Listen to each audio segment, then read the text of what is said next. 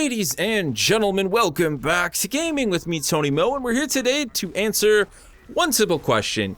Is Overwatch worth buying?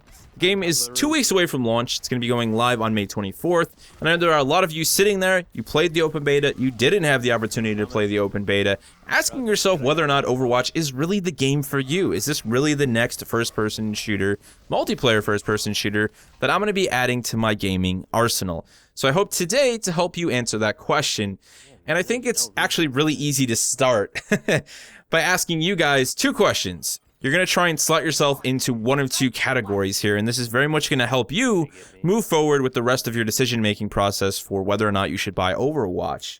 Now, if you had the opportunity to play in the open beta, it's important that you understand everything in the open beta was everything you're going to see day one in Overwatch at launch. All of the maps were available in the open beta, all of the heroes, and all of the game modes. There's nothing else hiding somewhere.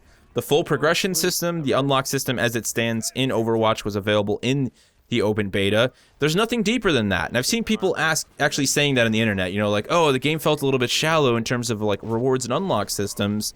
You know, hopefully there's more in the full game. And people then responding and saying, yeah, you know, this is just open beta. No. Everything was in the open beta.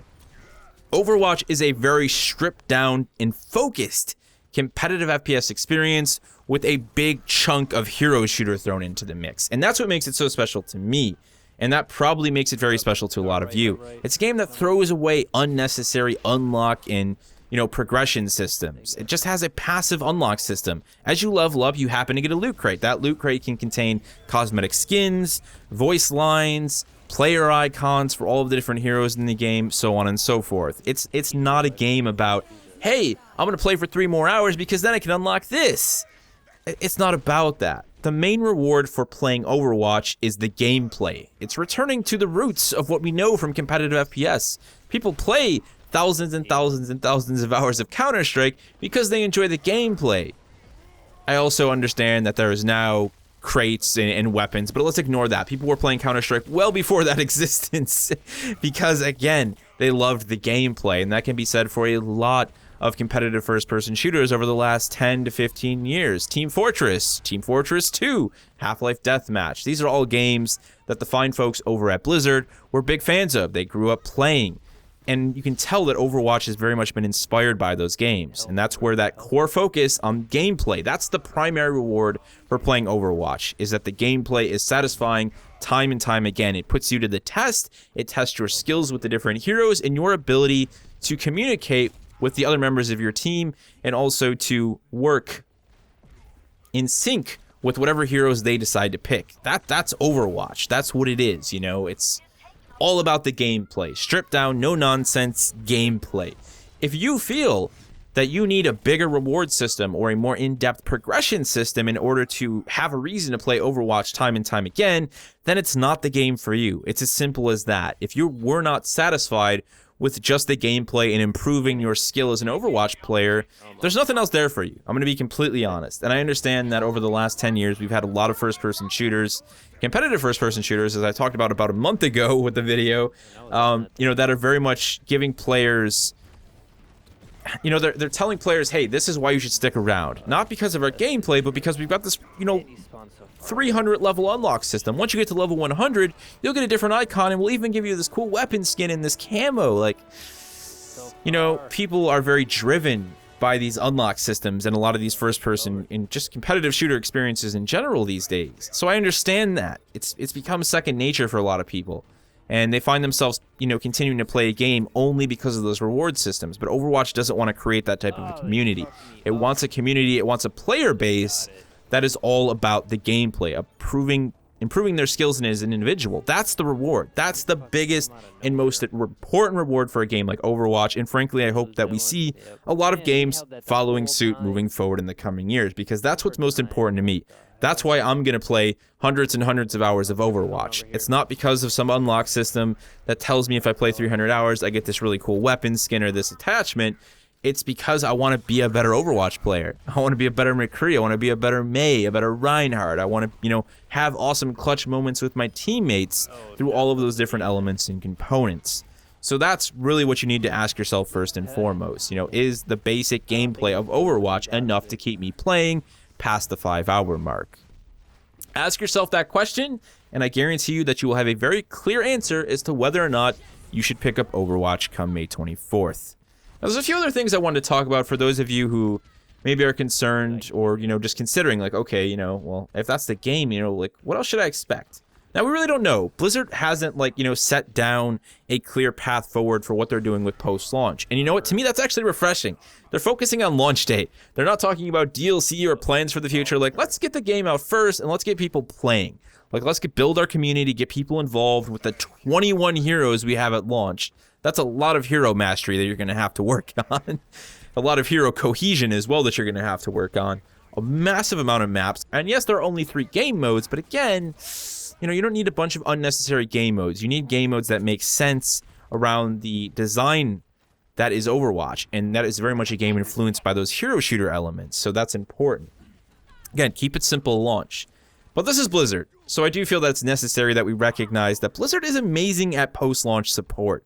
And I have no doubt that they're going to kill it with support for Overwatch as we move forward into the remainder of 2016. It's something I really look forward to. Blizzard's not perfect. No developer is. No human being is. No one's perfect. But Blizzard's pretty damn amazing. And they've supported a game called World of Warcraft for nearly 15 years now. Regardless of where World of Warcraft is now, they've been able to essentially keep a game successful with a player basis, a really damn big one. Doesn't matter what the numbers are now, it's still over 1 million. That's a lot of people for over 15 years. They know a little bit about post-launch support, and no doubt Overwatch is a completely different beast, and that's something I think they recognize and understand. But I do feel that they're going to do is right in terms of post-launch releases. I can't see Blizzard charging us for maps, charging us for heroes. They're going to make sure that everybody has access to these heroes and that none of this stuff is put behind a paywall, because you have the risk of splitting the community up when you do that. If there's a new game or a new set of maps that launches, everyone needs to have access to them. So this is very much me being hopeful and also a little bit of cautious optimism. You need to consider that they make the right move here. I hope they do, because that will really define the game's future moving forward. That being said, I personally still feel there's a lot of content in Overwatch right now, and there's going to be a lot of content on day one. It's going to give me hundreds and hundreds of hours of playing Overwatch without a doubt. But keep that in mind. You got a great team like Blizzard behind the game. It's going to have some great, it's most likely going to have some great launch support. Now, the other big thing for me is that Overwatch is just doing a lot of intelligent things. It's a game that has really gone as far as I think you possibly can to allow random groups of individuals to play with one another. We've got a great emotes and communication system that allows you to really relay a lot of those important gameplay moments to the other players in your team without ever spitting through a mic or talking through a chat. Blizzard recognizes you're not going to have a lot of random people getting on the microphone, and they built a game around that. And I think just to close things out, Overwatch is an incredibly beautiful game. If you enjoy the gameplay, everything else is just kind of like, an additional bonus after that. The game looks stunning, it runs amazingly well, and it plays well. It feels great whether you're playing it on the console or you're playing it on the PC, and it's optimized incredibly well on the PC.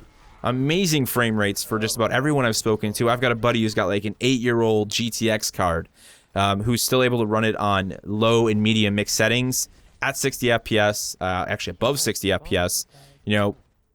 That's great. That's the type of thing you need to see for a first-person shooter like this. You have a game that looks beautiful, yet it can be played by a really wide variety of PC specifications.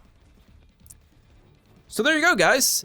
I personally think Overwatch is 100% worth the buy, and it's a game you're going to be able to put lots and lots of time into, as long as you're able to answer that initial question that we talked about at the beginning of this video.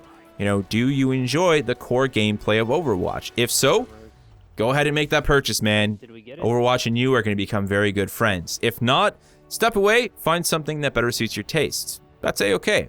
Anything else from me, guys? Any thoughts of your own regarding Overwatch and whether or not you think it's worth a purchase come May 24th? Feel free to throw it down in the comment section below, and I will see you in the next one. Boom. Oh. Nice kill. Damn. Kill train.